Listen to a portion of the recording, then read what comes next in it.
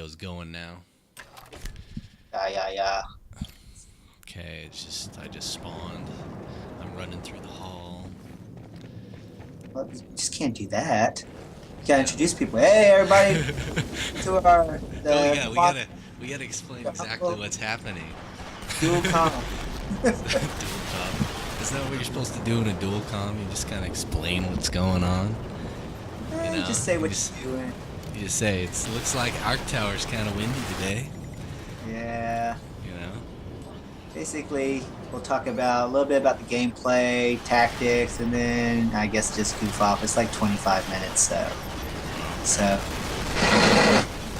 Ooh, how's my Yeah, video? you Oh, just got your audio. I forgot to mute it. All right, so that's what happens when we have live commentary. You screw things up. Yeah. So everybody's watching. We've got a picture-in-picture, and right now Quantum's the main screen, and I am the small little screen down there. Hey, everybody! Yeah. Then my There's- screen. I just died, of course. And then I joined you. Yep. So, Quantum, why don't you tell us some of your key tactics for playing Arc Tower? Playing Arc Tower. Let's see. Key tactics. I think you. Oh, search and retrieve. I don't know. I was just trying to be aggressive. Search and retrieve. Just trying to get in there really quick. Aggressive. What am I doing right here? Oh, I get shot right there by Viking. He killed me a couple times in that game. I noticed. I don't think it was on purpose. Maybe. But Is he on our side? yeah, he's on our side. Yeah. Huh. Yeah, just right then, just barely. He killed me. He was shooting at somebody else. I think I walked in front of it. And see, I'm taking a shortcut. See, just jumping through there. Get that. That's one of my tactics. You know, why run around things when you can jump over it? You know, it's just a little bit quicker. All your Halo training? Yeah, it's all the Halo training, you know, and yeah, it comes in handy, all that jumping around. That's a good game. You gotta try it out. It's good stuff. I've done Halo before. I just never could. I didn't like the mechanics, and it just felt clunky. And I still don't understand how you can get beat down with one elbow. You got the powerful Halo elbow. That's what it is. He's got an energy shield and armor. Yeah. Well, And it's a different strategy. You know, you got different strategies with Halo. You know, you do have shields, so you got something else to worry about. It's not necessarily just all about headshots. It's, you know, you get a lot of the tactics with Halo is you try to get their shield down, and then you can take out the rest of their armor. And you don't really have that with some of the other games, so there's kind of a different method to how you play. A lot of people would have two different guns. You'd have like a plasma blaster, which would take down the shield, and then as soon as the shield's down, you'd switch your battle rifle from headshot. And that was like one of the big tactics in Halo. I don't know why we're talking about Halo during this. Like, Watching the perfect. worst KZ-com ever. They talk about Halo all the time. But, you know, it's just... What?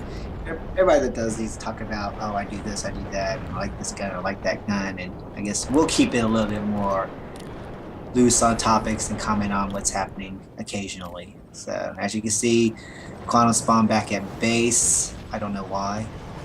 Sometimes it's a good idea to spawn from base. I think it was because we didn't have any spawns out. That's there's one out somewhere. It might have, I don't know, maybe somebody just dropped it. Usually I don't go back to the base unless I think there's some kind of advantage to it. Like if the spawn's on the other side, or no spawn there. There wasn't a spawn. You notice that, like over the last. I didn't put down a spawn, so. That the spawns have been really kind of hokey. Like you'll throw a spawn and it just won't register, and that never used to happen. Yet the game hasn't had any updates in forever. Well, sometimes if you throw them at the same time, then it cancels out both. And so if you I've never noticed that. I never noticed that until recently. Yeah, so like if you're out of spawns, then you just happen to be throwing them at the same time. It just, yeah, I've had that happen a lot before. You know, it just depends on how many people are trying to play TAC. I think it was mostly me and you in this game playing TAC. I don't know if anybody else was. I think Rico was playing tech on the other side. Yeah. Yeah, Rico. good old Rico. Little Rico. Drunk Rico. Rico is our like great grandfather. Yeah, yeah, playing FTX. He's the founder of 30 something, so Oh, he that's gets his right. props. Yeah. He was the first founder and first clan leader, and then CP was second, and then I was third, and I've stayed ever since because I guess well, Everybody I else just don't stopped know. playing. Everybody else stopped playing. And I think the only 30s that play now are um, look at that.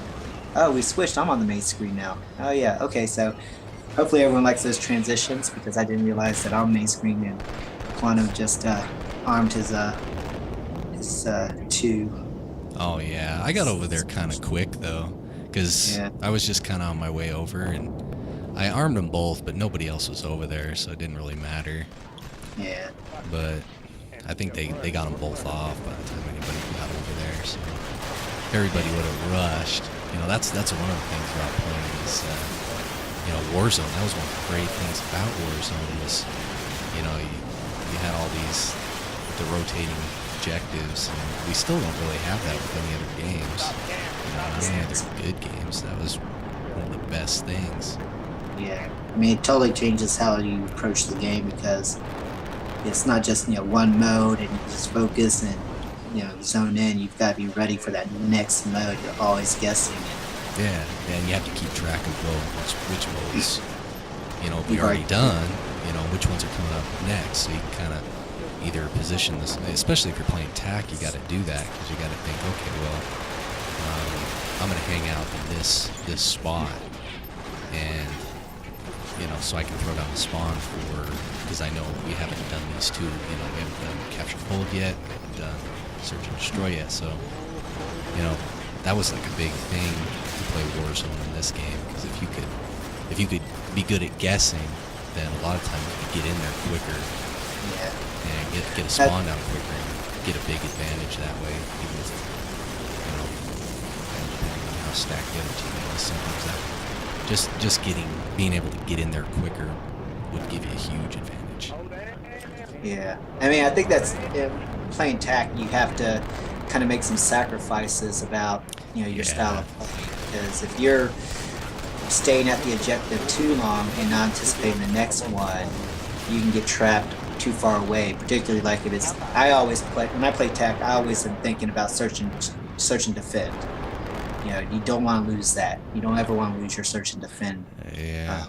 And so my initial thing is that at the start of every war zone was to go to search and defend, make sure that's not the first mode, and then move on to the next one. So you kind of have to.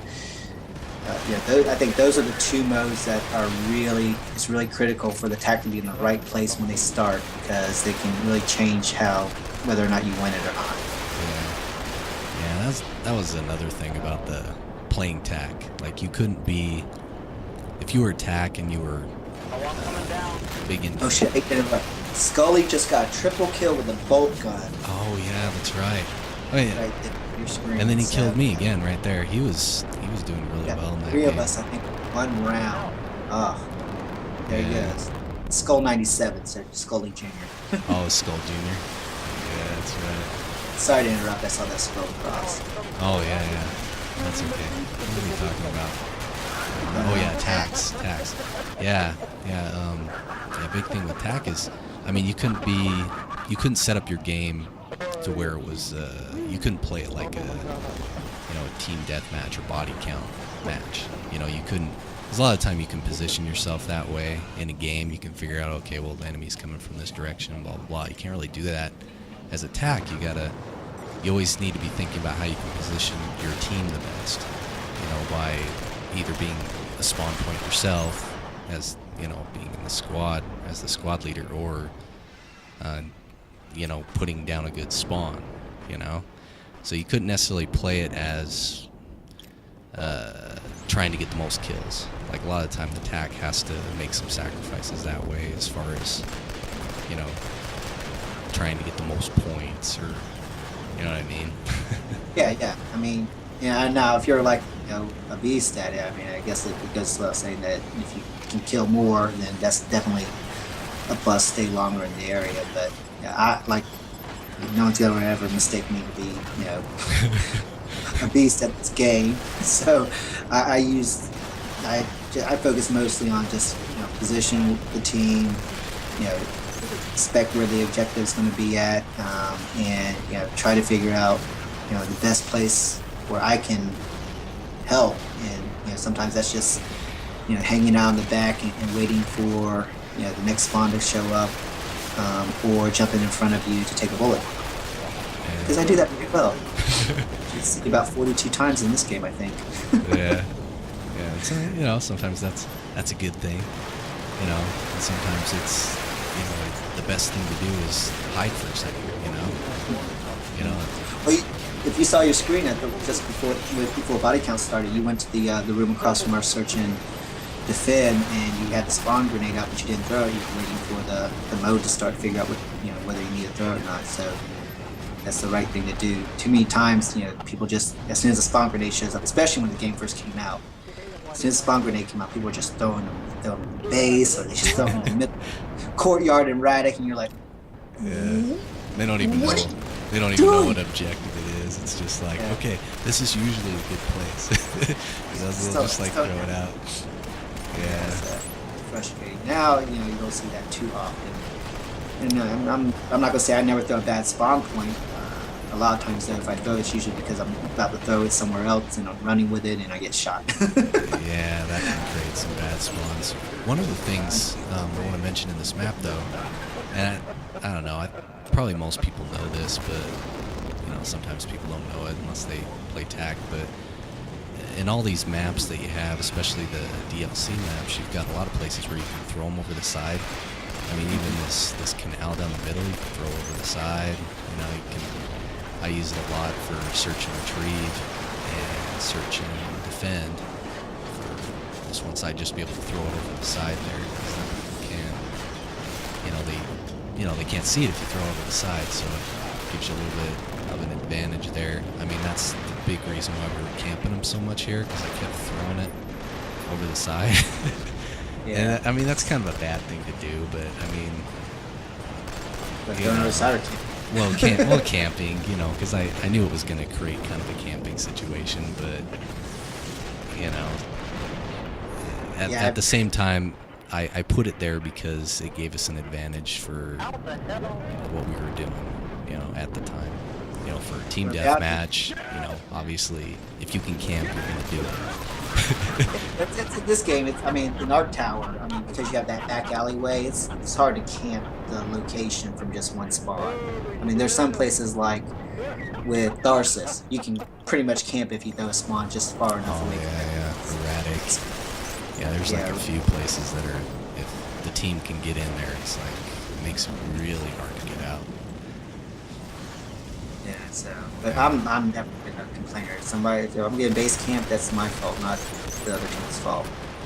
Yeah. It's nothing I complain about too often. You'll hear people just kind of go off about getting camped and camp in their base, and it's usually just a sign that the other team's just stronger, and that's going to happen. You'll always have a situation come up on occasion that you're going to end up being on the really weak side, and that happens. That's not usually what happens with KZR, but sometimes it happens. I don't think it happened here at all. I don't think we had any base camping situation. In fact, I think our team was down one or two the game. Yeah, I think we held back a little bit more than I mean, we were camping a little bit there, but for the most part, I mean, we held back a little bit. And like you said, there's a few ways they can get out here, and as long as they have like a TAC or that's half decent that can go out and throw a spawn somewhere, they should be they should never get stuck in their base. I don't know why the majority of the time you shouldn't be spawning from your base anyway. Yeah, I mean, once you get that first spawn out, you should be okay to get out all the time. Yeah, you should be in squads. Yeah. So yeah, it's a situation that comes up. I don't play too much, and we don't see it too much in KZR, mostly because everyone is friendly in it. They know that it's gonna. Yeah, For the most part, most of the don't get regulars, randoms. most of the regulars are. I think Yeah. we get a lot of randoms that join. They want to take the game really serious. You know, we just try to have fun with this game. You know, I'd go around and, I mean, there was one part in here where I was gonna cook a grenade behind somebody, and I'm so used to Battlefield where you can't cook them. You know, I just threw it, and I just ended up shooting him. But you know, wanted to do that signature suicide grenade kill. Somebody's not looking. Battlefield doesn't let you cook a grenade. I mean, it just seems such like an easy mechanic to Well, you install. can. There's a way to do it. I think Arn was talking about it the other day. He said something about you hold down one of the buttons at the same time that you're gonna throw the grenade. I don't know. I should probably find out how to do that. It hasn't been a big thing I've been trying to do in Battlefield. But There's a we're talking secret about Battlefield. Yeah. Definitely knows that there's a secret there. So back to the gameplay. It's now capture and hold, and you pretty much hold all the positions for the most part in this section. And with Arc Tower, you know, it's real easy to get focused on, you know, trying to go for the middle. But if you're smart, you really want to try to keep the top two. At least I think so, because you can always fire down into the middle and clear it out. So it's a little harder firing straight across to either side. So I think that it's real critical, at least to hold the top two, and that way you can. You showed it was on your screen a while ago where you were on that corner by their search and destroy, and we're just firing down into the middle and taking people off. Here's me getting beasted by a bot again, which is not. Oh look, now we have more people. So that doesn't make me look real good there. I should have edited that out. No, I'm just kidding. You gotta leave out all those parts. I'm gonna leave those parts out. Shoot, if I were to edit this out, all the bad parts from me, I have about 30 seconds usable. Yeah. No, but yeah, it's just I like Arc Tower. You know, I think the DLC. I mean, I like all the DLC, even Wasteland. I think from the standpoint that it gives you a different variety. Arc Tower feels small, but it's really big because of the 3 levels you can go through. Yeah, I think it was one of those levels. It's kind of like Visari Hammer. Like when you first start out on it, you're just kind of lost. But once you kind of figure out the layout of it, it's not really that complicated. But I think it was one of the harder maps to visualize. Right, because the interiors and the you have 3 layers of levels that you can go through. Yeah, you just had a lot of tall hallways, and you know, and a lot of it looked kind of the same when you got in the corridors, and so it was you didn't have a lot of references, you know. I mean, once you got it down, it wasn't too bad. Look at that spawn, you know. I think that was one of the things that killed them in this game. I think we had better tax than they did. You know, and of course I'm going to say that because Sorry. we were both Shameless. This is good. So here's my assassination thing. It's kind of I do a good job at start, and then I just kind of fail here because I see the guy. I get these 2 guys here. I get Spokes and Dean, and then I get into the zone, and you'll see my screen will swing around. I see the guy, but I guess I don't know. I might be not on my 4th gear. I just didn't register he's there. Watch right there, and I turn around. I'm like, oh, I'm just so mad, and I got beat down by Scully Jr. Yeah, that'll happen, Scully Jr. Yeah, so we've advanced to where are we at? Search and defend. So you're on top, and this is definitely the point you want to control. You can put bots up here and fire down. Control both top levels. You have a good shot of defending this the Hellgas side. Yeah, and with this, I mean, a lot of the time with search and defend, like if I'm defending something or even attacking, like if if the objective's on the bottom floor, I kind of try to keep the spawns down there. Like sometimes I'll put it up here, like where they're, where somebody just killed me up here. But I'll try to, I won't usually put them up there unless I have to, like on defense. Usually I'll throw one over the side, which is where I just spawned from. Or I'll throw one right there.